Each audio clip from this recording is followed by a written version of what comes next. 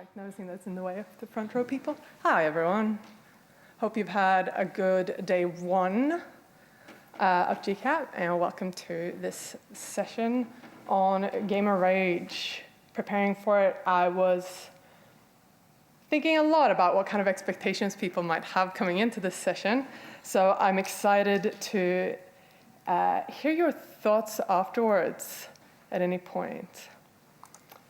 But I want to start with an acknowledgement of country and acknowledge the traditional owners and custodians of the land on which we are today, the Wurundjeri people of the Kulin Nation, and I would like to pay my respects to their elders, past, present, and emerging. So, my name is Maurine Filip, and I am a psychologist, and I work in consulting and a lot of other things. And as you might be aware, I am not in game development, so I have really enjoyed all the talks that I've got to join yesterday in getting more insight of what you're all learning today. And I'm excited to be invited here to share my experience and my lens of what you do, right? How that impacts people, and hopefully my perspective gives you some insights, regardless of what your role is, where you're at in your career, what kind of impact you have, or maybe just your own experiences. But starting with my experience as a kid, I didn't do a lot of gaming. I would do the Super Mario, the fast-paced games, Crash Bandicoot and Rayman. And struggled to figure out the controllers, and quickly hit a wall where if I couldn't get past something, I kind of lost interest, and it didn't really get my attention at that point. However, I fell into the world of sports, I know, and was very heavily involved for a long time. And then fast forwarding around 2020, I don't know if that year kind of rings a bell at all. I moved to Australia from Sweden, where I'm born and raised. And I had become registered as a psychologist and came across a recommendation in the psychology community about a game called Spiritfarer. I don't know if you are familiar, but I read about it, and it sounded very exciting. So you are essentially ushering spirits into the afterlife. You're helping them resolve their lost kind of unfinished business. And I loved it so much that I recommended it to a friend who works in game development. I had a quick look. I did not play it. I recommended it elsewhere. This friend came back to me and said, hey, you need to play this. And I went, okay. So as someone who has had their fair share of existential dread, the topic of death was not super appealing. In theory, yes. But in practice, no, I'd rather help others. I ended up playing through it. I cried a lot, if anyone's played it. Amazing game. And it kind of opened my eyes a little bit, again, to the emotional impact that gaming can have. Right, where you get a little bit of a disconnect because it's not quite you and about you, but it still opens up that door. This friend ended up recommending Firewatch to me because I liked the atmospheric, slower-paced storyline. Absolutely loved it. It was very unsettling, and that love-hate relationship to that unsettling, uneasy feeling, but still in the safety of my own home. A different friend from Canada recommended Grey. Again, if anyone's played it, it's a very creative game that introduces a character in a gray world, and as colors return to the world, she's making her way through depression or grief, depending on how you perceive it. So through these experiences and coincidentally spending a lot of time at home for a couple of years, around 2020, I got back into gaming and started exploring a little bit more intentionally. And found a lot of very fun experience. Another game that really caught me was Unravel, which is a game that is made by a studio and people who are in the very same place where I studied to be a psychologist in the northern Sweden. And the funny thing is that I started playing it and I felt really nostalgic and I couldn't put my finger on why that was. And then I realized, again, if anyone's unfamiliar, Unravel, you are a little yarn character that is making your way through a platformer. And if you go too far from where you attach your yarn, you run out of yarn. Cute puzzle type game. And I got really nostalgic, and then I ran into, out of all things, a rubbish bin, a trash can that I recognized. I'm like, what is this? And it's a Swedish one. I'm like, how am I recognizing the Swedish trash cans that are out on the street? So they have a particular look about them. They're green, 2 holes, the entire thing. And I looked it up, and that's when I realized that's where they were from. And then from then on, I recognized the nature and just the storylines, and then they ended up having signage that wasn't Swedish. So I had that strong feeling of nostalgia as I was solving these puzzles. And fast forwarding to today, I work as a psychologist and I'm registered in Sweden and in Australia. And I have and am working across a lot of different areas. So one of them is organizational development in the broadest sense. How do we create organizations and environments where people get to do what they are passionate about, where they get to perform at their best, where they're enabled to perform at their best, in a way that is sustainable, that is not at their expense. And how do we impact those systems and processes to make sure that that happens? Another area I've been heavily involved in is passion and performance. So the performing arts, worked a lot with creatives, a lot in sports, including sports governance, sat on boards and all those things. Again, creating those environments where we have people trying to achieve extraordinary things. And perhaps not unexpectedly, mental health and well-being. I have worked clinically, adults, kids and youth, disability services, and have really enjoyed it. So all these different perspectives I've had the absolute privilege to be in and work in and help get to see people grow and do what they love to do.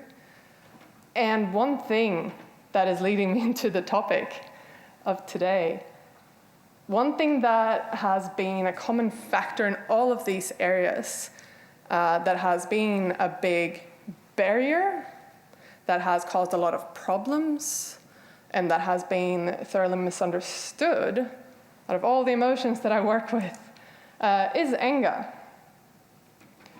When we talk about anger, we always, or often, talk about it when it is causing problems, when it is causing harm, either for us or for others, when we feel like it's not constructive. But this is why I'm excited to be here today, because when I saw the theme of empower,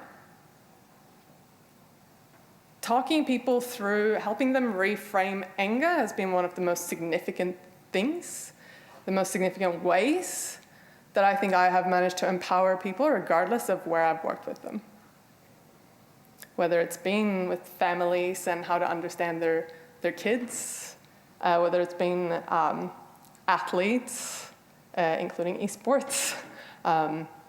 having a lot of anger and rage and not quite knowing how or where to constructively express that.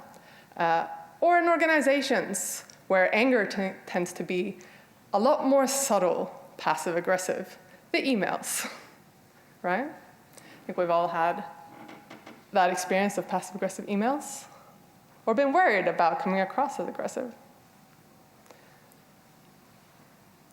So that's why I'm super excited to offer you today, not necessarily tools, because I don't come here as an expert in what you do. You are the experts in what you do. But I have a lens that I'm hoping is helpful for you. And that's what I want to offer. So the things that you do, by gaining more perspectives, reflecting on these things, my hope and aim is that you will be able to utilize those tools in more flexible ways and more dynamic ways. Right? Because that is where we go from knowledge, so knowing how to code, right, to knowing what to code and what is the best way and why are we doing this, right? Why are we designing things in the way that we are? And we don't know what we don't know, right? With that in mind, everyone here will be in a different place, right? Some have perhaps been to therapy, reflected on this a lot, some not really, some might have had very tough experiences in your life. And so I want you to I just want to encourage you to be kind to yourselves as I go through this. If at any point I have nothing that is particularly worrisome, but I do want you to check in with yourselves and kind of be in a space where you feel that it's constructive for you. So, with that lens, what does that look like in the gaming industry?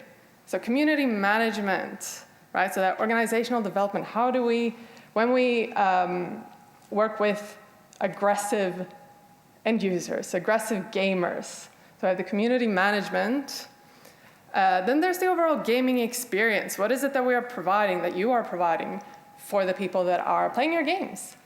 And then there's the toxic gamers.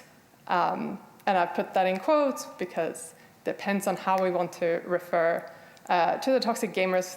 That might not be aggressive, but frequently it would be, and expressed in different ways.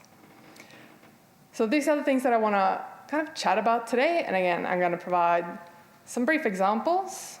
And we will chat through that anger. So I want to give you that little crash course in anger. Again, if you've read about it or if you had an interest, then it might not be anything you haven't heard before. The risks in relation to gaming, but also the opportunity. And I will make time for a Q&A at the end. But also, if there's something that you don't want to ask here, please feel free to grab me at any point in time. I would love to chat about how you can apply either particular tools or to specific situations, right? Because everyone's situation is different. So starting with anger, I want to walk you through a reflective exercise, because I'm a psychologist and it wouldn't be a thing if I didn't, right? So I want you to think about a time when you felt anger, when you felt angry. It doesn't have to be capital A angry. It can be when you felt a bit annoyed or frustrated. It can be very recently. It can be a thing that happened in the past that that is still kind of hanging around. But I really want to encourage you to have a specific situation in mind.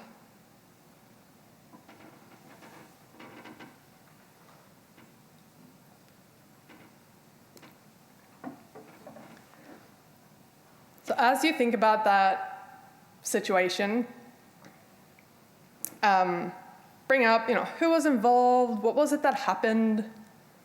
Who was there? Was it just you? Were you frustrated with yourself? Were you angry at the general overall world and state of things? Was it a particular person? Was there something that happened or didn't happen? And then turn that attention, reflection inward. So what were your thoughts in that situation? What were the sentences, if you were to write that down? Were they about the person and the situation? Were they about you? Did they feel constructive?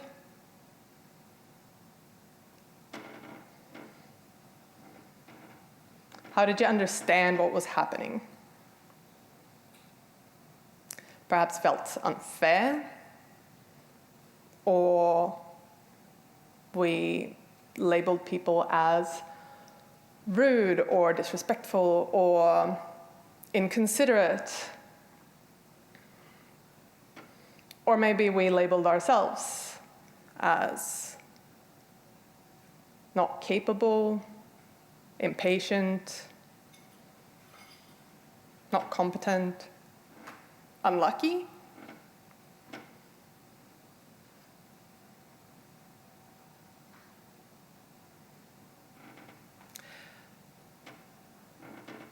Then think about how you felt at the peak of, so when you found out or when it was the biggest struggle, what was happening physically in your body? For some, this is easy. For some, this is very difficult. It's just like coordination.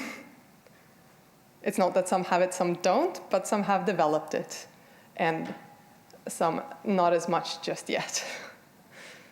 Maybe you don't care to, which is okay. But what did you feel? Where did you feel that anger in your body?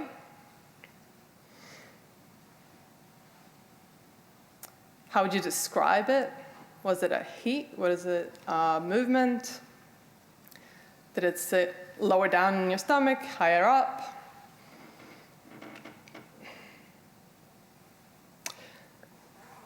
The reason why I'm walking you through this is because often, particularly when it comes to emotions, we, as a society, have labeled emotions as something that is often bad and out of control. It's something that just happens to us. And logic is what prevails, right? Objectiveness.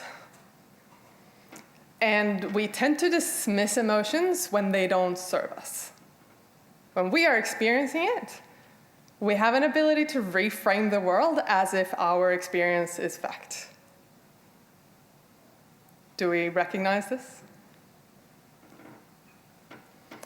And so our ability to recognize anger in ourselves help us recognize it in others and understand what's happening to others even when we are not feeling it. It doesn't mean that it's always fine, but it helps us to understand what it is we're talking about. And when we talk logic and we talk theoretically about anger that is somewhere else, well, then we have that knowledge, but we learn with the feeling.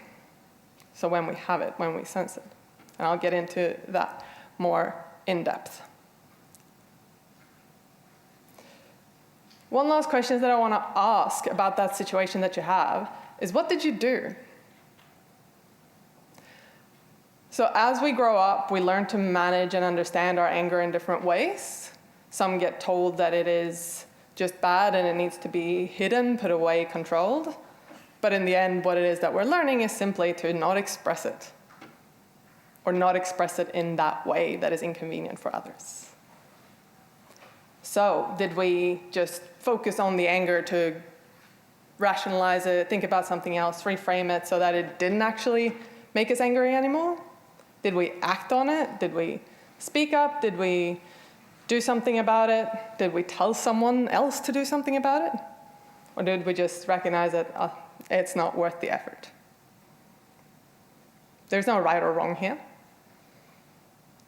But how we perceive a situation impacts how we think about it, impacts how we feel about it, impacts how we act, and it's an ongoing circle. I promise I will get into more closely into games in a moment.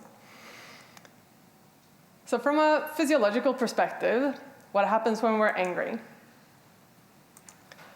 first we have that alarm that goes off, right? So we have the amygdala activation in our brain, to keep this very simple, that triggers adrenaline and cortisol, so stress hormone, that sets off energy in our body, right? So we are detecting a threat, alarm goes off, we mobilize energy, so we have an increased heart rate, we have an increased breathing rate, we have muscle activation.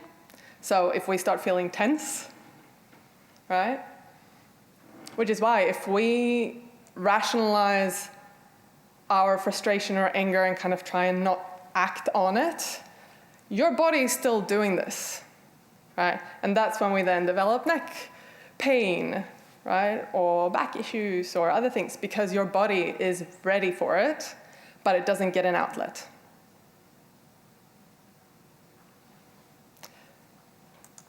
Another thing that happens is a focus shift. So if our focus is like headlights on a car, that focus narrows so that we can focus on the thing that is a threat or that we need to sort and deal with. So everything else that is in the peripheral, not important, we're not thinking about it, which is why if you think back to a time when you feel like you overreacted and you go, yeah, that was unnecessary. Everyone have that feeling? Most people do. And that's because in that moment, we act on what is it that is most important here and now, and we are not aware of the other things.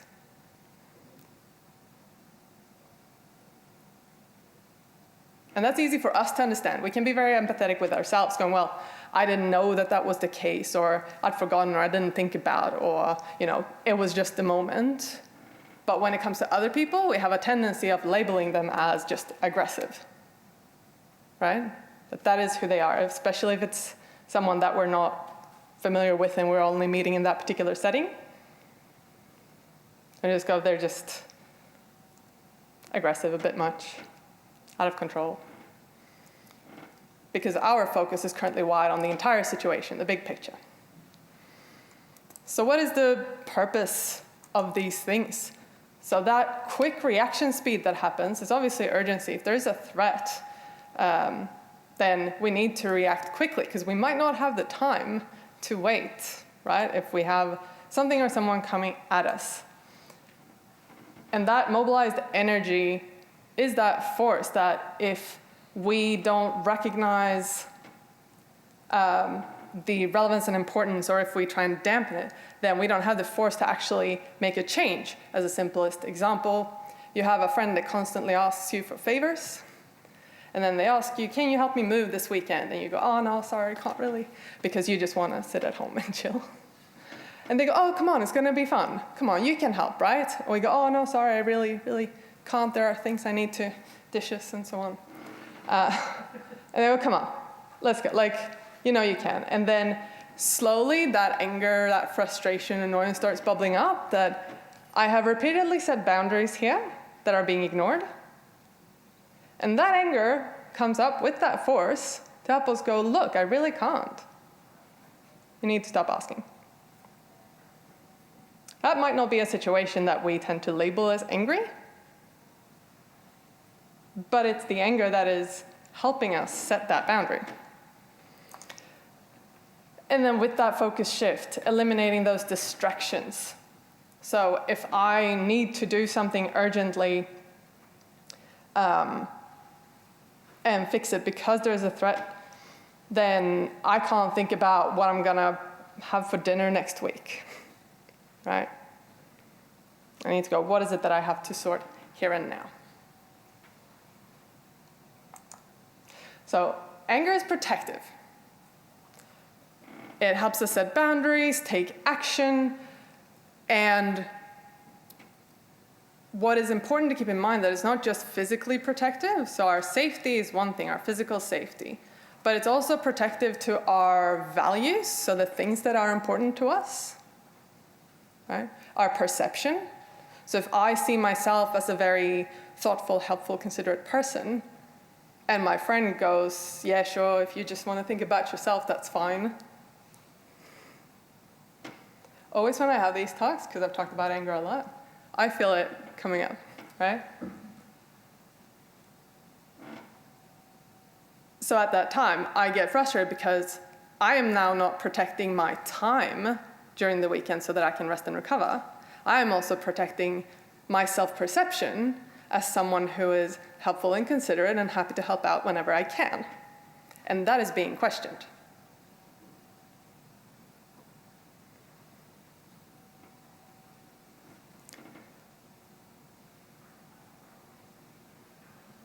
So that's that time where we can either just go, not worth it, I'm just going to remove myself as quickly as possible. Or we can kind of take that fight and go, look, that's unfair. Right? All this is anger helping us protect our well-being, our self-perception, our values, and how we want to be seen. So it helps us speak up, it helps us leave, or whatever we need to do. Or even, fine, I will help, but that will be the last time. Yeah? So then the question is it helpful or is it harmful? So when it's for protection, helpful. It is, if it is aggression, harmful. Setting boundaries is helpful. Controlling and making rules for others can be harmful. However, if you're a parent and you set rules for your children who haven't learned it yet, well, then it's helpful, right? But what if it's not helpful for the kids who just want to have the ice cream at 11 p.m.? What about us allowing ourselves to have, as adults, ice cream at 11 p.m.? Because why not? But then getting angry with ourselves that I was really trying not to, or to eat before a certain time. So where we draw the line is very tricky, and it is very subjective. So whenever I see comments or things that label things as positive or negative, my first thought and question is always for whom and for what. Right? Me telling my friend I can't help them out, that's positive for me because I'm protecting my time this weekend. It's harmful for them getting help. It's helpful for them, or positive for them, to outsource, to get more, to have more people that they can ask for help if I'm the only one. Right? It makes them less vulnerable to only having that one person that can help them. They might not recognize that in the moment, but that's positive. Or negative, if that person goes, well, I guess you're just not caring, and then they lose the person that they have as support. So even when we talk about something like gamer rage, yes, in that very moment, it's about unconstructive expression of anger that might be harmful to the person and others around. But this is where it comes from. It's the same things that are happening. Right? And it also ties in very closely with passion. So if the situation that you thought about earlier, about something that the situation that made you angry, if it was something that related to something that you are very passionate about, a choice or decision that someone made, then it might be a reflection of, this is something that is very valuable to you and that you care about. It's also very closely connected to passion. Which is why I love the gaming industry, because there's a lot of passion. So to kind of briefly go through my perception or my perspective, because I am not here to teach you about what I do as a psych either.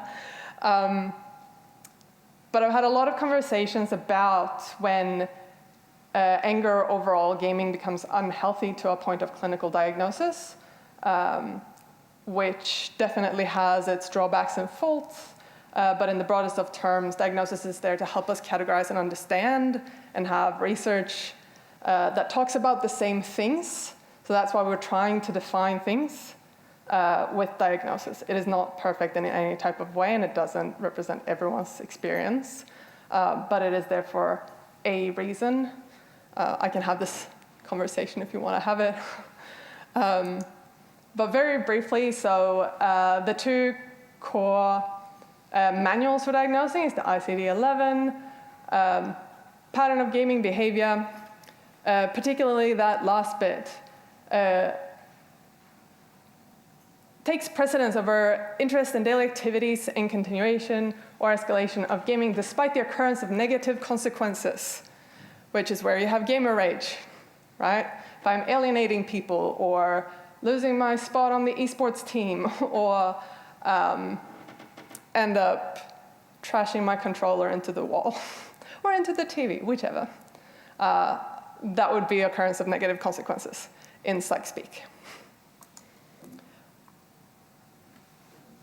And DSM, significant impairment or distress is the key part. So what is it doing to us or to that person? So, and this is particular, so in the DSM it's called internet gaming disorder, but it specifically excludes gambling online, use of social media, or smartphones in general. So what is interesting, because there's a lot of research and debate about this, is that there's a very unclear distinction between passionate engagement and pathology. So what is considered unhealthy or a disorder, right? So in research, we don't really have a clear line, and it depends a little bit on definition and how people are perceiving if they have a problem or not. Is it a problem for them, for someone else? And what is it is that gaming could be a symptom of an underlying problem, such as depression, anxiety, and not a disorder or addiction in itself. And that is what leads us to the purpose of anger and how games have a really important role to play. So in terms of insights, the first thing is, so the dark patterns. So keeping in mind that if it can be something that helps people to cope with their struggles, well, that's fantastic. So when does it become a problem, and why does it become a problem? So the dark patterns, again, these are examples, unlimited anything, so no limitations, or if there are unbalanced rewards or inaccessible saving points, so you're not really encouraged or suggested to save, or it's very far until you can save something, so it keeps you engaged. And I guess the definition for dark patterns is for the benefit of the developer at the expense of the gamer, right? And again, that line is not very clear, but I'm happy to chat about specific situations if you have thoughts or concerns. And the considerations are obviously ethics, the reputation, but also engagement, that whilst these patterns and how we build engagement can encourage people to keep playing, you risk having that in and out experience. So people are either very in and they struggle to leave, but if they do leave, stop playing, they don't come back because they know that that transition is so hard. Whilst if something is easy to get in and out of, just like reading a book, it's just there, well then you're more likely to kind of do it out of want and desire, so that push and pull effect. So I do it because I want to, not because I feel like I have to, because this is my only chance to get that one thing that is only popping up now in this time-limited events. Yes. And then the design considerations. So introducing how you can work with breaks and pauses and encourage those, how you can work with energy systems that, again, result in natural breaks and pauses, time tracking, because often, because it is so immersive, time perception goes out the window, and particularly neurodivergent individuals, time perception is already something that is a challenge. And so that just becomes even harder. So night and day kind of mechanics and so on. Again, happy to chat about this more if you have specific thoughts. When it comes to connection and community, so the interpersonal perspective, so that's the individual, but what about community? So when we talk community engagement, connecting with people. So connection is a basic psychological need. It's something that we all want to some extent on some level, which is where gaming is amazing, connecting people over a shared interest that may have had absolutely nothing else in common. And obviously results in increased engagement because you are accountable with others. But when it's aggression in gamer-to-gamer interactions, I'm sure you already, and I know you already have a lot of ways of guiding and limiting and restricting or enabling how gamers interact with each other in game. One of my favorite examples, Marble Snap. Because even when you have limited interactions, if you play Marble Snap, you know that there are emojis and just some already existing selections of interactions. Gamers will find something to express anger with or to communicate overall. So is a fist bump a right way to say good game? Then there's this one. Anyone play Marble Snap?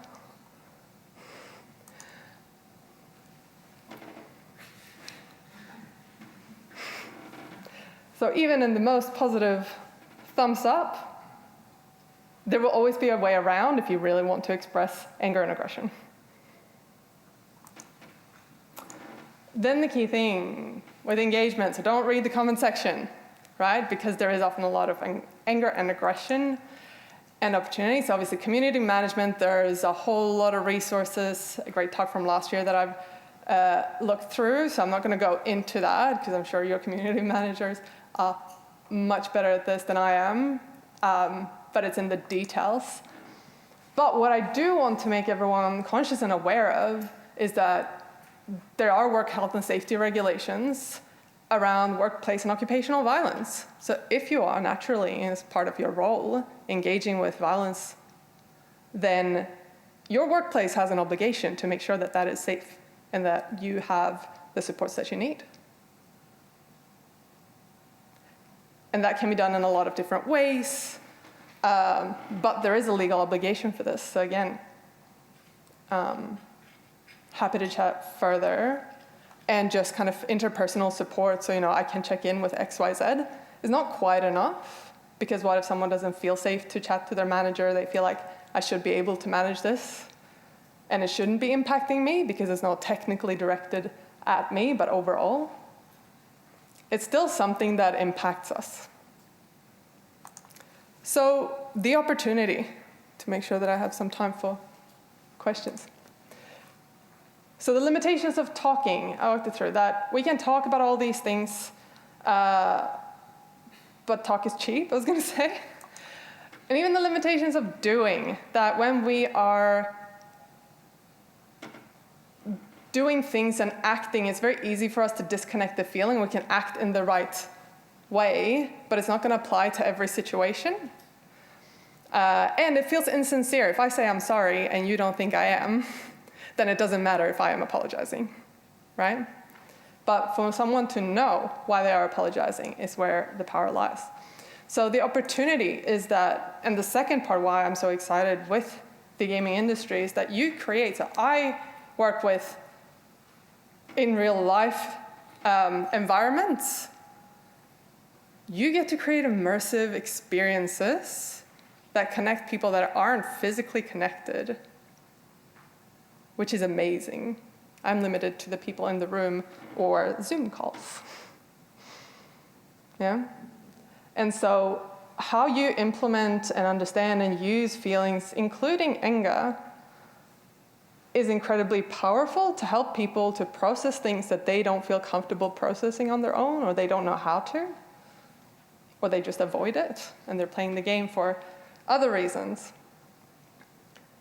But having that understanding of anger, not just as something to be avoided and limited and muted, but as an energy and a power that can be directed but needs to be controlled, guarded, is really powerful. And I'm sure you do this, or I know you do this all the time, but more or less consciously. So hopefully it's a little bit more conscious and intentional. So as a brief summary, remember that emotions are made. They don't just happen to us. How we understand and interpret things impact our emotions. And they are therefore protective behavior, so anger. The insights, harness the energy, but protect your people. So that balance between, yes, have people have experiences that are passionate and driven, but make sure that it's safe for everyone involved. And then those opportunities that there is feedback in anger. So even when there's angry or aggressive expressions, that tells you something about what is important for this person, what they value, and what their pain points are. And that experiential learning is incredibly powerful. So anything that we learn when we have an experience gets coded a little bit deeper in the brain, which is why trauma is a thing, which is not what we want, obviously. But when we really care, when we've had a great experience, we remember those times when we were in need and someone showed up, or we had the best time and we achieved something. So when there is emotion involved, we learn better. And there is research to support that. So thank you for being here for this quick chat on IGEA. I hope that there's at least something that has come up that you maybe haven't reflected on before. But are there any questions? Yes? Do you see any parallels with sort of sports psychology and identifying that sort of competitive game already? Absolutely. And it's definitely the balance between, I guess, constructive expression of anger, I think, is the key. So with that exercise that I walked you through, that's what we've done a lot. So learning to recognize what are the earliest signs. A lot of people don't recognize anger until it's already harming people or them. So recognizing that and going, what do I want to do at an earlier stage that actually helps? How can I drive that into the focus of what is important to me? And that's often what stands in the way of top performers, that they just go, I can't be unconstructive in my anger, so they just mute it. They put that fire out, essentially, rather than directing it. Yeah. Yes? You talked about some dark patterns to avoid. Yeah. Are there any experiences or mechanics that you'd like to see more of in games to help people positively express anger? I would love to chat about this. Off the top of my head, I think it's more about the stories and narratives in that sense. So finding those narratives, I know I've read there was a recent game that came out about the Holocaust. So having those themes that stir up things that we might be avoiding because they cause anger, and then helping us resolve them in a constructive way. That is the very kind of, I don't think that game is a good example because I don't think you can win that game, which is also fair. But yes, that would probably be something. So something that naturally guides you through those decisions, but puts you in that space, just like the death of Spiritfarer, that this is just the core of the game. What do we do with it? Because what I love about Spiritfarer in terms of like grief and death is that you're not pushed through the story. So you can choose to go around and do side things and gather resources until you are ready to let someone go. Which is where the power in that processing of the emotion is. So I'm sure we could think of a lot of parallels to anger. Yeah. Anyone else? Yes? You were talking about having systems in place that help the player keep track of like time and how long they've been playing the game. Do you have any examples of that or anything else that helps the player to not have an unhealthy relationship with the game? It depends a lot on the rest of the game, because depending on what function it fills, as we talked about gaming as a way to process and cope, so what kind of function is it filling? Is it that it is helping someone to just avoid and be, like, is it a distraction? Is it projection? So is it that I'm actually angry with someone else, but then I go in and I play Counter-Strike and now I have released that anger, but nothing has changed in my environment, right? Or is it that I feel really terrible about myself and like I am not able to do anything, but in this game I'm managing to build or create something and I feel constructive and I am progressing in the bars and in the levels, but then I get out into the real world again and I feel like I'm not accomplishing anything. So what that is will depend on what kind of purpose it serves, which you will not always know, and it's not as clear cut. So it's very much a case-to-case basis.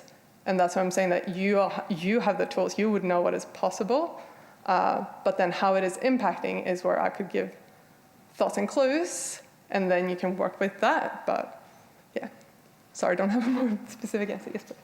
Just using your example of Yeah. the Holocaust game, when it comes to games that have like kind of emotional dilemmas, example being like Spec Ops: The Line, there's a moment where they're getting you to, you're being ordered to shoot civilians. Yep. But there's actually like multiple ways through this like dilemma. But then so few players realize that they can shoot the guy giving the order. How constructive do you find that to be in terms of like those emotional dilemmas, even if they have outcomes that they just don't know about? Well, that sounds like a missed opportunity. Because if people aren't doing it, that means that there is information in that we just assume that this is where the game is going. And often in games, they are very linear and directed. You're meant to do the thing. So if someone's saying do this, well, we do the thing so that we can proceed. So dropping hints and clues about what is your freedom of choice, either in the moment or earlier on. So even short kind of, you decide your destiny, something along those lines, depending on how cheesy you want to be, right? That think outside the box kind of prompts, maybe even in an intro to walk through going, here's the thing. Oh, you could have also, or giving people that option. Do you want to do this ethical thing or the non-ethical thing, right? Or, so making it clear to people that you do have options, because then they will be more likely to explore that further on in the game. Does that make sense? Yeah. Because that's a really good one. Yeah, most players just chose to die. Yeah. They got shot themselves. Yeah, or getting that chance to like rewind and go, if you could do this over again, like, are you happy with this outcome and what else would you want to do? I'm the kind of person that always struggle to make them, like, have to choose the main options in an interaction. When I play games, sometimes it's funny, but I'm like, no, I feel uncomfortable. So having that push and learn that doing that option that you might not instinctively want to do could have positive outcomes too. Like them getting that rough answer or response or interaction triggers them to do the right thing, right? That's the way that we can have emotional learning. So, okay, I felt mean, but they now got insight from me kind of being stern or mean. Does this make sense? So yeah, a lot of fun things that you can do, but that's a way that absolutely you can learn that. Anything else before we wrap it up? Lars? Yeah. Sorry.